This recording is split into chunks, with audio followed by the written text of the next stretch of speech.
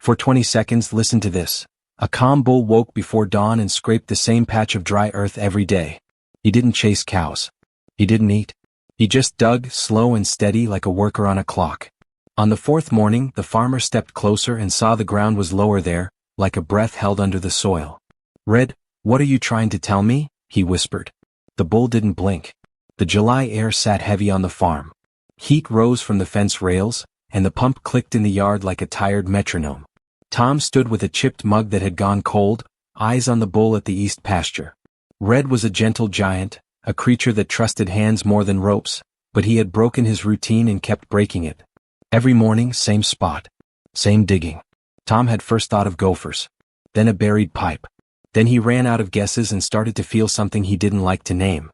"Red," Tom called, stepping off the porch, "you'll lame your hoof if you keep that up." The bull paused, turned his big head and snorted once as if to answer, then set his hoof again. Scrape, plant, scrape. Dry dirt flicked back in neat arcs. Tom's phone buzzed in his pocket, another message he didn't open from the bank. He put the phone away and climbed the fence. The pasture smelled of dust and old rain. Grasshoppers popped like tiny corks at each step. He stopped 2 yards from Red. "Easy, boy." He held out his palm. Red shifted his weight, let out a warm breath, then stepped aside the way a friend might slide a chair back for you. Tom looked down. The circle of ground was darker, a shade deeper than the rest, as if water had once stood there. He pressed his boot heel into it. The earth felt hard, then suddenly softer under the crust.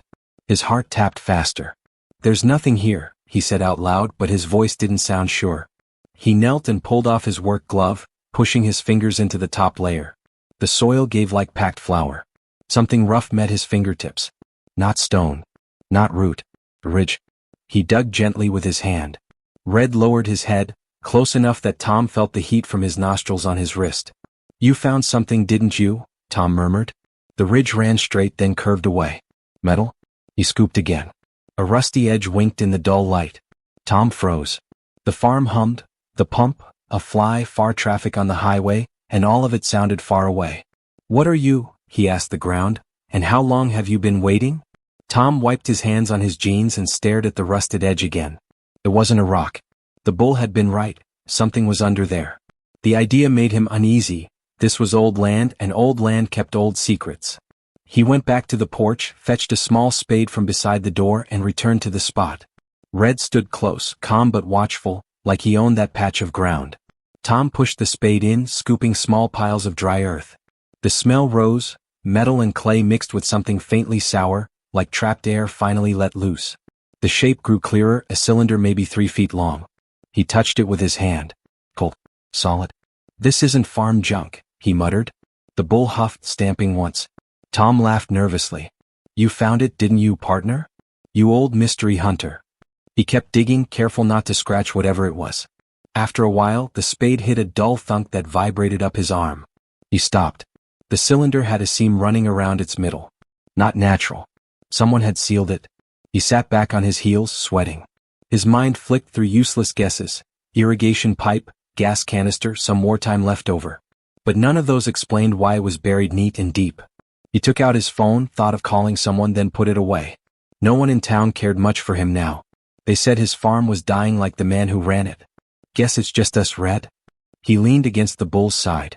The animal's breathing was slow, heavy. "Whatever this is, you've got better instincts than I do." Later that afternoon, thunder rolled low but far away. The sky stayed clear, only wind picking up dust across the pasture. Tom sat on the porch steps with the thing half uncovered. Every time the breeze passed over it, he thought he heard a faint rattle like paper or thin metal shifting inside. That sound kept him from walking away. When the first star came out, he went inside, washed his hands and poured coffee he didn't want. Through the window he saw Red still standing near the hole, not moving. It was eerie, like the bull was guarding something. Tom whispered, "What, did we just wake up?" Tom hardly slept that night. Every time he closed his eyes, he saw the rusted cylinder waiting in the dark, half revealed, like a secret staring back. Around 2 in the morning he gave up and pulled on his boots. The moonlight made the pasture silver. Red stood exactly where Tom had left him, silent and still. For a moment, Tom felt foolish, a grown man sneaking out to talk to a bull, but the silence was too loud to ignore. He knelt beside the hole again, brushed off the dirt with his hands and whispered, "You don't rest, do you?" The bull shifted slightly, lowering his head till the tips of his horns caught the moonlight. Tom took his pocket knife and scraped gently at the seal around the metal edge. A small flake of rust came loose. Underneath, something smoother shone. Not iron. Not pipe. "Who buried you?" he murmured. A chill ran through him, though the air was warm. He leaned back on his knees. His grandfather had owned this land before him, and his father before that. Neither had spoken much about the early days. His father once mentioned trouble back in the 50s, but Tom had never asked. Now he wondered if he should have. The next morning, sunlight fell hard across the field. Tom called his oldest friend, Marcus, from town. "You're gonna think I've lost it," Tom said, voice rough from no sleep. "But Red found something." Marcus laughed. "What, buried treasure?" "Something. It's metal. Still. Looks deliberate. Hold on, I'll come by after breakfast." Tom looked back toward the pasture. Red was grazing now, calm as if his job was done. But Tom felt the opposite, like something had only begun. He stared at the dug-up patch, the metal glinting faintly in the morning light, and said quietly, "Whatever you are, I hope you're not bad news." 30 minutes later, Marcus's old pickup rattled up the drive, dust curling behind it. He climbed out holding a thermos and gave Tom a look that was half concern, half curiosity. "All right," he said, "show me the mystery." Tom led him out to the field, the wind whispering through brittle grass. Marcus squatted beside the hole, brushed dirt with his fingers and whistled. "That's no farm junk," he said. "Looks like something someone wanted hidden." Tom crossed his arms, uneasy. "Hidden from who?" Marcus didn't answer right away. He kept running his fingers over the metal, tapping it lightly with his knuckles as if listening for a story underneath. "Feels thick," he said finally. "Not like old tools or pipes. And see this seam? It's sealed tight. Someone meant for it to stay that way." Tom shifted his weight, kicking the dirt with his boot. "My grandfather farmed this land before my dad. Maybe it's something from his time." "Could be," Marcus said, squinting at the horizon. "But he was a farmer, not a machinist. Why would he seal a cylinder and bury it in the east pasture?" Red snorted behind them, stamping the ground once, almost like he didn't like where the talk was going. Tom rubbed the back of his neck. "Every day for a week he's been at this spot. I thought it was animals or something dead. Then I started wondering if he knows something I don't." Marcus chuckled. "Maybe he does. Bulls have better sense than most men I know." They worked quietly, using Marcus's small folding shovel to clear more dirt. Each scrape exposed another inch of the cylinder, its rust patterns smooth, old but solid. The two men grunted, sweating under the rising heat. When they'd uncovered most of it, Marcus leaned back and nodded toward the end. "You see that cap? It's not welded. It's screwed in, sealed with something black. Probably tar." Tom's pulse jumped. "You think we can open it?" "We can," Marcus said, "but if it's old, could be dangerous, mold, gas, who knows." Tom looked at Red, then back at the metal. "I've been broke before. Danger's nothing new." He knelt down, scraping the last bit of dirt away, hands shaking slightly. Marcus handed him a screwdriver from his toolbox. "You really want to do this here? Better here than wondering forever." Tom wedged the tip under the rim and pried gently. The tar cracked like old bark. A faint hiss came out, more air than sound. Both men froze. Marcus whispered, "Hear that?" Tom nodded, heart racing. He pulled again, careful but firm. The seal gave a slow groan, like something waking up. The bull took a step forward, breathing loud through his nostrils. The wind shifted, carrying a smell from the open seam, old paper, dust, and time itself. Tom sat back, eyes wide. "It's not gas," he said softly. "It's history." Marcus steadied the screwdriver and turned it slowly, the tar seal cracking in tiny pops. Tom held his breath. A faint sigh escaped the opening, old air, trapped for decades. "That's no gas," Marcus whispered. "Smells like old paper." He eased the cap off and they both leaned forward. Inside, the dim light revealed shapes wrapped in brown cloth. Tom reached in and lifted one bundle out. The fabric flaked apart like dried leaves. Inside was a leather notebook, its edges cracked and stiff. Beneath it lay several letters tied with faded string, corners yellowed, ink blurred. Marcus exhaled.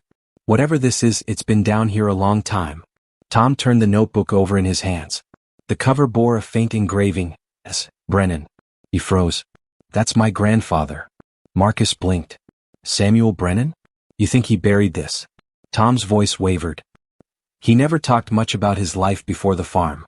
My dad said he was private, kept things locked up tight. He opened the first page carefully. The handwriting was neat, old-fashioned. January 14, 1952. The line beneath read, "If anyone finds this, the truth should finally be known." Marcus leaned in, reading over Tom's shoulder. Truth about what? Tom flipped the page. This farm was more than a place to raise cattle. It was a safe stop for families running from hate. We hid them here until the road north was clear. For a moment, neither man spoke. The only sound was the wind brushing dry grass. Marcus whispered, "You mean, he was helping people escape?" Tom nodded slowly. "My grandfather was no outlaw. He just did what he thought was right."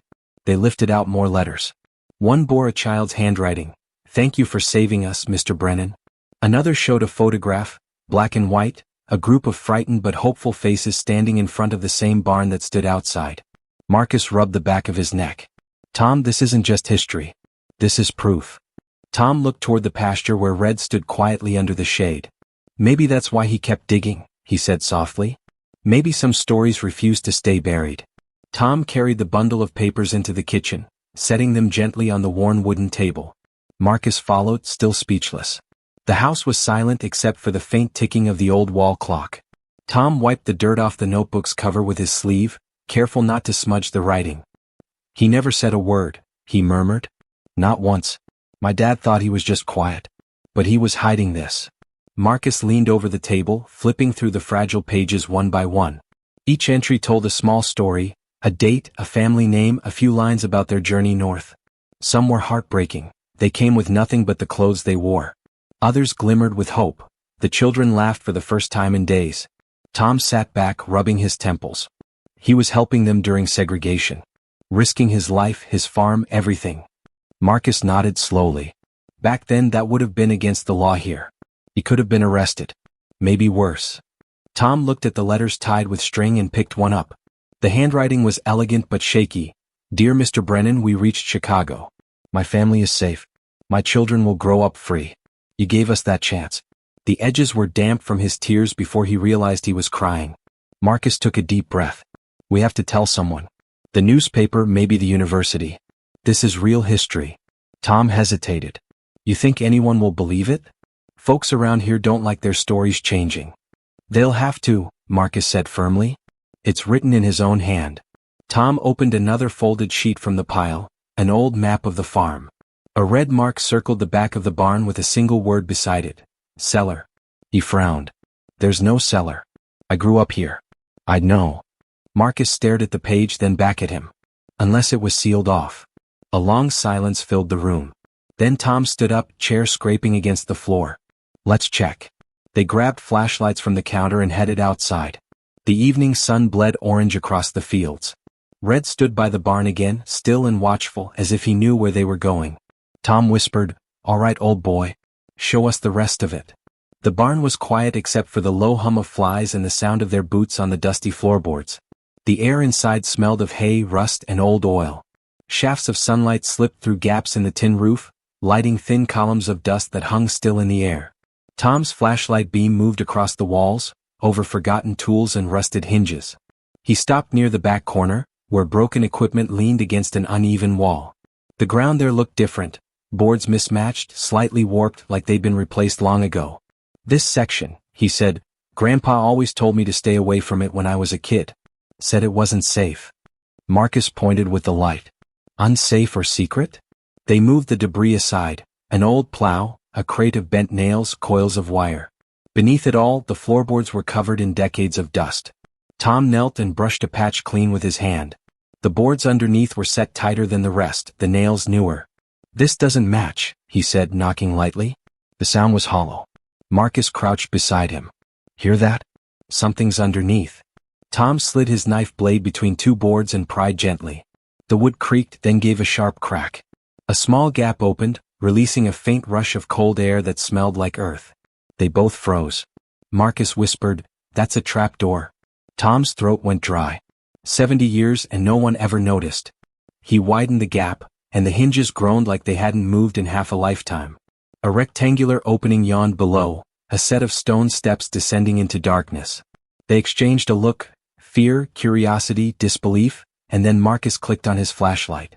The beam cut through the dust, showing rough stone walls. "You ready?" Tom hesitated, looking back toward the doorway. Red stood outside the barn, staring straight at them. The bull's eyes reflected the light, calm but knowing. Tom nodded slowly. "Let's go." They descended the steps, one after another, the air growing cooler and damper with each footfall. 12 steps down, the passage opened into a small room. The flashlight swept across rough walls covered in scratches, and then words came into view, names, dates, carved by hand into the stone. Marcus stepped closer. "Look at this." He read aloud, "Washington family, March 1952. Johnson family, July 1953. Tom touched the carvings, his voice breaking. "Those are the same names from the journal." Marcus looked around the chamber, awestruck. "This isn't just a cellar, Tom. This was a hiding place." Tom's light trembled as it swept across the rest of the cellar walls. There were dozens of names, families, couples, even children. The letters were uneven, carved with shaky hands, but each mark spoke of life and fear and faith. 43, Marcus whispered after counting. He saved 43 families. In the far corner, something caught Tom's eye, a small wooden box covered in dust. He crouched down, lifted it carefully, and brushed the lid clean. The hinges squealed as he opened it. Inside lay black and white photographs, corners curled with age. The first one showed smiling faces in front of the barn above them, a group of men and women holding hands.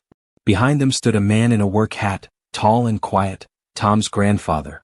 Tom pressed a hand to his mouth. "That's him," he whispered. "That's Samuel." Marcus leaned closer, his eyes soft. "He wasn't just a farmer, Tom. He was part of something bigger." Beneath the photos were folded letters. Tom picked one at random, careful with the fragile paper. The handwriting was small, elegant. "Dear Mr. Brennan, you saved my family in 1953. I was 7 then. I just graduated from Howard University. I'm going to be a doctor. My father started a business in Chicago. My sister teaches children now. None of this would be possible without you." It was signed, Marcus Washington Jr., 1968. Tom's breath caught. He turned the paper toward his friend. "Marcus, your name." Marcus froze, staring at the letter. His flashlight shook in his hand. "My father was Marcus Washington," he said slowly. "But he changed our name to Taylor when we moved to Chicago. Said it was safer." His voice cracked. "He told stories about a man who hid us. A farmer he called an angel. I never knew if it was true." Tom's eyes stung. "It was. That angel was my grandfather." Marcus sank to the floor, clutching the letter against his chest. "All these years, Tom, my family owed everything to yours." For a long time neither spoke. Only the sound of their breathing filled the cellar, heavy, uneven, sacred. Then Tom whispered, "He never told anyone. He carried this alone." Marcus looked up, tears on his face. "Maybe now it's our turn to tell it." Tom nodded slowly. Above them, Red bellowed once, the sound echoing through the old wood like a blessing from the past. Tom and Marcus climbed the steps slowly, emerging into the light as if from another world. Dust clung to their clothes, their faces pale beneath streaks of dirt and awe. Red stood waiting, silent and still, his dark eyes following them. For a moment neither man spoke, the weight of what they had seen pressed too heavy for words. Tom sat on the barn threshold, elbows on his knees. "He carried this alone," he said quietly. "All these years people just saw a quiet farmer. But he was saving lives right under their feet." Marcus nodded. "And nobody knew. Maybe he didn't want anyone to." Tom looked out across the fields, the endless stretch of dry Kansas land that now felt sacred. "I can't keep this buried, Marcus. People need to know." Marcus hesitated. "You're right, but this town, some won't take kindly to it. You dig up old history, you stir up old tempers." Tom stared at the journal in his hand. "Then let them be stirred. Hiding it again would be worse." Marcus sighed. "Then let's do it right. We'll call the papers, the university, get the truth out with proof." That night, Tom spread everything across his kitchen table. The journal, the letters, the photographs. He read until his eyes blurred, until his coffee turned cold twice over. He saw his grandfather's handwriting describing every family, the fear, the kindness, the risks. He imagined him walking down those stone steps in the dark, carrying lanterns and blankets, whispering to frightened children that they were safe now. When the first light of dawn broke, Tom picked up his phone. His hand trembled, but his voice was steady. He called the local paper first, then the State Historical Society, then a professor from Kansas University who studied civil rights history. Each time he said the same words, My grandfather helped families escape during segregation. I have his journal, letters, and names carved in stone beneath my barn. People should know. By noon, a news van rolled down his gravel road. A young reporter named Jessica stepped out, eyes wide as she saw the farmhouse. "Mr. Brennan," she said, "do you realize what you've uncovered?" Tom gave a small, weary smile. "I think I'm just finishing something my grandfather started." Jessica followed Tom and Marcus into the barn, her cameraman trailing close behind. The smell of hay and oil hit her, but she didn't flinch. She was too focused on what Tom was saying. He led them to the back, pointed at the mismatched boards, and lifted the trapdoor. The camera light beamed down the steps, catching the carvings below. "Oh my God," Jessica whispered. "It's all still here." Tom nodded. Every name, every date. He hid them, but he never forgot them. They filmed for hours. Jessica asked questions in a hushed voice, as if loud words might disturb the ghosts of the place. "You said this bull found it?" Tom smiled faintly. "Yeah. Red wouldn't stop digging. Guess he knew it was time." By evening she had what she needed.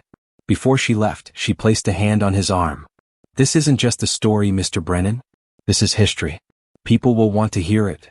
That night, Tom sat on the porch with Marcus, both watching the horizon fade into gold. "You think we did the right thing?" Tom asked. Marcus nodded slowly. Right and easy rarely walk together. When the story aired the next day, everything changed. The 6 o'clock news showed the cellar, the journal, the names. Jessica's calm voice narrated, "A Kansas farmer uncovers his grandfather's secret, a hidden safe house that protected 43 families escaping racial violence during segregation." Tom watched the broadcast on his old TV. His hands shook, not from fear this time but from something deeper, pride and disbelief. Calls started before the segment even ended. Some were from reporters, others from people he'd never met. Historians, teachers, pastors. One man's voice broke as he spoke. "My grandmother's name is carved in your cellar, Mr. Brennan. She used to tell us about the man who saved her family. We thought it was just a story." Tom listened in silence, tears sliding down his cheeks. "It's real," he said softly. "All of it." But not every call was kind. As night fell, the phone rang again, a harsh male voice on the other end. "You're making this town look bad, Brennan," the man growled. "Leave the past buried where it belongs." Tom gripped the phone tighter, his jaw set. "The truth doesn't stay buried," he said quietly. Then he hung up and looked out at the dark fields. Red stood near the barn, still and strong. The wind carried the smell of rain and something else, change. By morning, the story had spread beyond the local news. Calls poured in from all over, national networks, history professors, even radio stations. Some wanted interviews, others wanted to visit the farm. Tom hadn't felt this much attention in his entire life, and truthfully, it frightened him. He was an ordinary man with overdue bills and worn-out boots. But now, strangers were calling him the keeper of courage. Marcus arrived early carrying 2 coffees. "You're famous, partner," he said with a grin. Tom managed a tired smile. "Never wanted to be." Marcus looked toward the barn. "You realize what your grandfather did, right? He didn't just save people. He built a bridge between lives that never would have met." That same afternoon, another call came through. The man's voice was deep and calm. "Mr. Brennan, my name is Dr. Elijah Washington. I'm a professor at Northwestern University. I believe your grandfather saved my grandfather's life." Tom froze. "You're Marcus Washington's grandson?" "Yes, sir. I've spent years researching stories of families who escaped through Kansas. What you found, it completes the missing piece. Would you allow me to visit?" 2 days later, Dr. Washington arrived, tall, dignified, with kind eyes that carried both sorrow and pride. When he stepped out of his car, he looked around the land in quiet awe. "My grandfather told us about this place," he said softly. "He said an angel lived here, a white farmer who risked everything." Inside the kitchen, Tom spread the journal and letters across the table again. Elijah ran his fingers over the ink, eyes glistening. "This handwriting. I've seen it before. My grandfather copied these words into his own journal." He turned to Tom. "Do you know what this means? You've proven a part of history that was thought lost." Tom exhaled. "I just wanted to keep my farm. I never imagined this." Elijah smiled gently. "Sometimes the earth gives back more than we expect." That evening, as the sun dipped behind the horizon, the professor looked out across the pasture. "Mr. Brennan," he said, "this story doesn't belong to Kansas alone. It belongs to every family that was saved here. We should gather them, all of them, and honor your grandfather."